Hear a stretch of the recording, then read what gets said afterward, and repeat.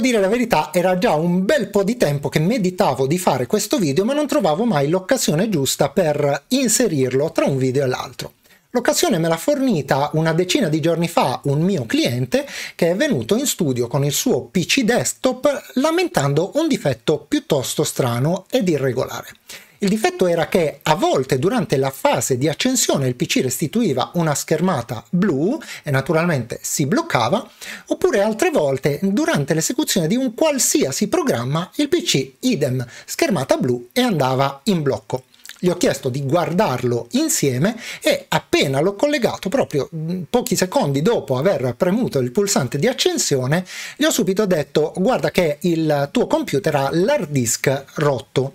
Lui mi ha guardato stranito, ma naturalmente non ho nessuna dote da veggente, si tratta semplicemente del fatto che noi tecnici siamo abituati a riconoscere i rumori irregolari di un hard disk, cosa che cercherò di far vedere anche a te come distinguere rispetto ai rumori normali nel corso di questo video, ma soprattutto ci accorgiamo della sintomatologia espressa. Ebbene, quest'oggi non solo vedremo insieme queste cose, ma ti farò vedere anche un programmino che io utilizzo da tanto tempo, che è in grado di dirmi sia in che condizioni si trova un hard disk che quanta vita residua presumibilmente gli rimane. Allora, ti senti pronto?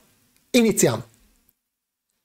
Sia chiaro che non ho nessuna pretesa di trasformarti in un tecnico informatico dall'oggi al domani. Il mio intento è semplicemente quello di fornirti gli strumenti per poter capire in anticipo se il tuo disco è in una situazione di rischio e di poter soprattutto correre ai ripari prima che si verifichi un piccolo disastro informatico. Il primo opportuno distinguo che dobbiamo fare è tra i dischi cosiddetti allo stato solido e i dischi cosiddetti meccanici. I dischi allo stato solido hanno bisogno di un tipo di diagnosi completamente diversa che si effettua per mezzo di un programmino che andremo a vedere fra poco. Mentre per i dischi meccanici, pur essendo possibile, anzi consigliabile, utilizzare sempre lo stesso programmino, è anche indicato fare una diagnosi ad orecchio, perché quando stanno per rompersi emettono dei rumori caratteristici che ti farò ascoltare, in modo tale che tu sia in grado di distinguerli immediatamente appena malauguratamente si dovessero presentare sul tuo computer. La prima fondamentale differenza tra un disco meccanico e un disco allo stato solido è che questo secondo tipo di disco non ha alcuna parte in movimento al suo interno, bensì semplicemente dei chip come questi, che si chiamano NAND, che servono a contenere le nostre informazioni. Un disco meccanico invece all'interno è fatto in maniera completamente diversa, come puoi vedere. Infatti dispone di veri e propri dischi metallici che sono in grado, essendo magnetizzati, di trattenere e conservare le nostre informazioni, che vengono lette dalla testina, che a sua volta viene mossa fisicamente da un motore. Ebbene, l'insieme di queste parti lavorando produce dei rumori caratteristici che possono essere normali oppure anormali. Ebbene, in linea di massima possiamo dire che i rumori irregolari sono dei rumori normali nel nostro hard disk, paradossalmente, perché il disco lavora e fa delle cose diverse, quindi i rumori che produce sono irregolari. I rumori invece ripetitivi e regolari a volte possono essere sintomo di un qualcosa che non va. In laboratorio ho provato con il telefonino, quindi mi scuso per la qualità, a registrare i tre tipi principali di questi rumori che adesso ti faccio subito ascoltare.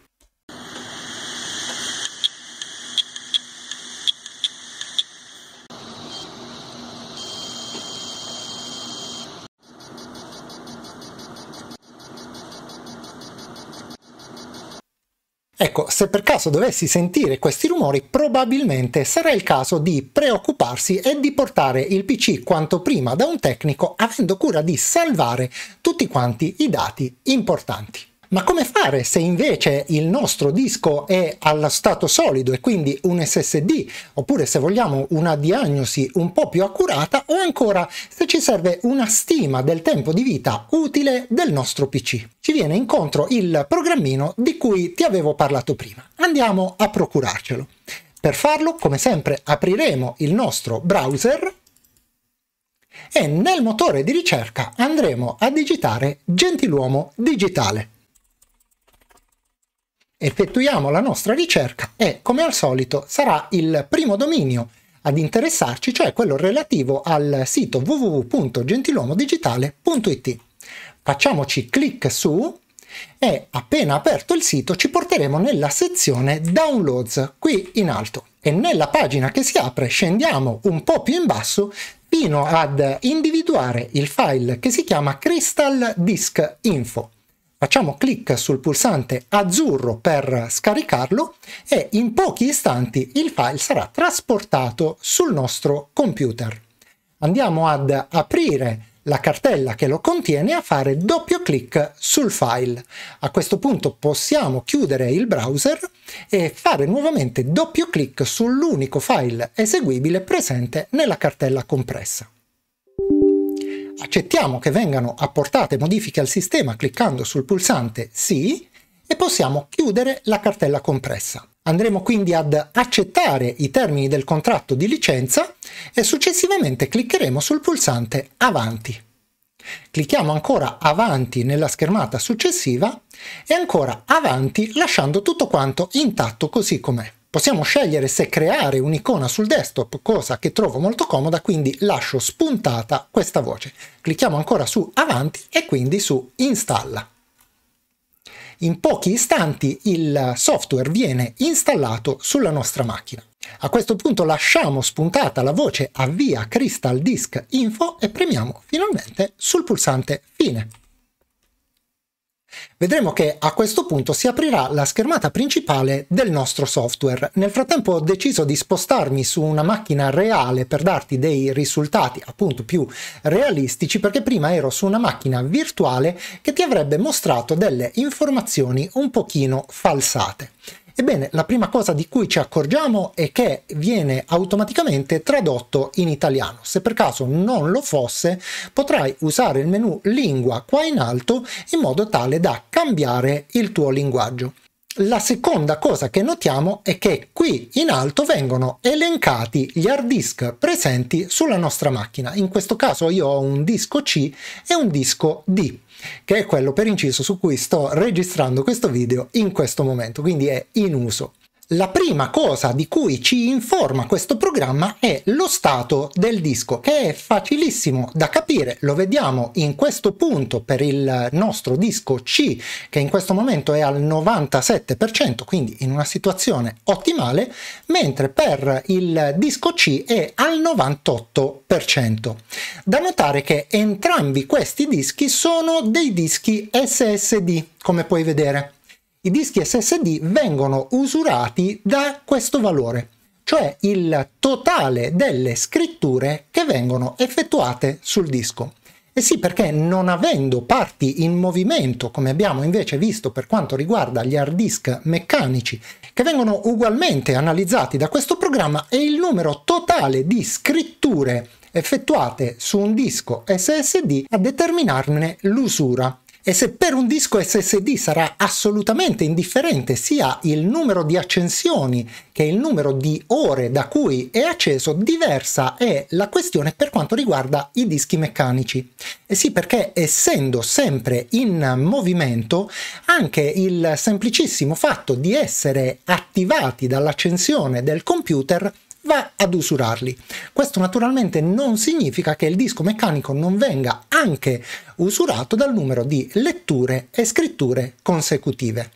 È più difficile stimare la vita media di un disco meccanico, ma è generalmente decisamente superiore a quella di un disco SSD, anche se dobbiamo ricordare che i dischi meccanici sono anche sensibilmente più lenti rispetto ai loro omologhi allo stato solido. Un'ultima considerazione finale. Quando il mio disco è a rischio. Questa frase è un po' come Gigi Proietti col suo whisky maschio senza raschio, difficilissima, insidiosissima da pronunciare.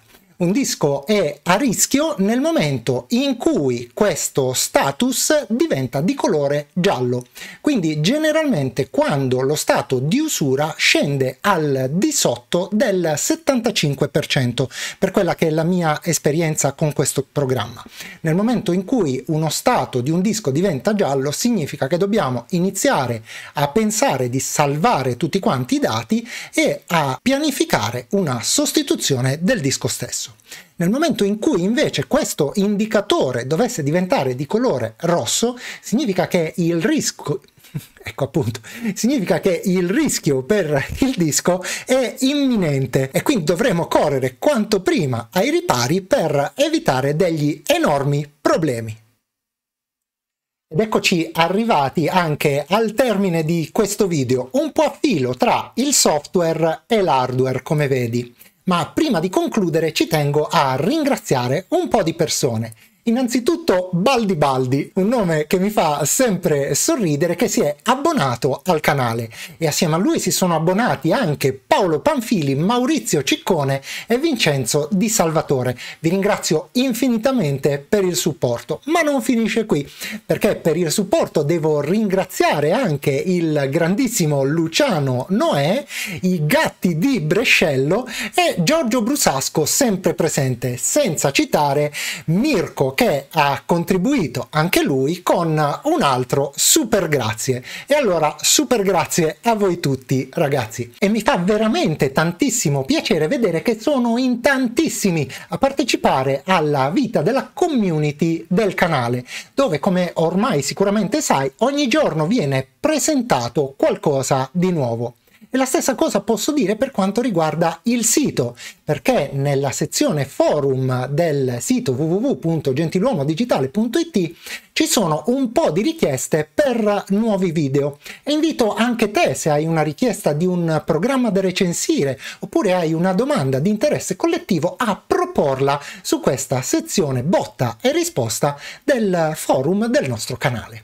Ma un ultimo ringraziamento prima di chiudere va proprio a te, che come sempre hai contribuito alla community semplicemente guardando questo video e magari facendolo fino in fondo, così come 1000 altri modi per partecipare alla vita della community sono quelli che scrivo qui in fondo, sulle sigle finali. E detto questo, come sempre non mi resta che salutarti e darti appuntamento alla prossima.